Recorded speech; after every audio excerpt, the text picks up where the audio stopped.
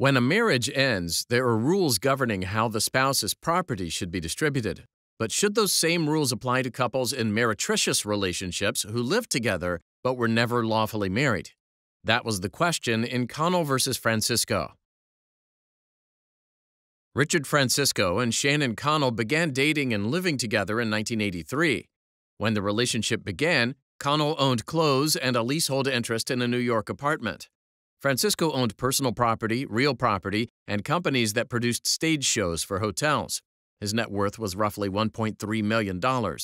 During the relationship, Francisco managed his companies, produced many successful shows, and purchased several pieces of real property that were held in Francisco's name or in the name of one of Francisco's companies. Connell danced in stage shows, helped Francisco with his businesses, and eventually managed an inn that Francisco's company had purchased. Francisco and Connell separated in 1990.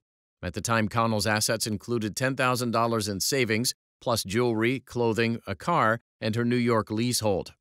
She also received $400 per week from the inn. Meanwhile, Francisco's net worth had increased to $2.7 million.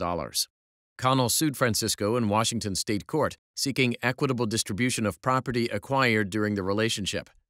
The trial court said that any property that would have been characterized as community property if Connell and Francisco had been married was subject to equitable distribution. The court placed the burden of proving the community property characterization on Connell. The appeals court reversed, holding that both property characterizable as community property and property owned by each party before the relationship was subject to distribution.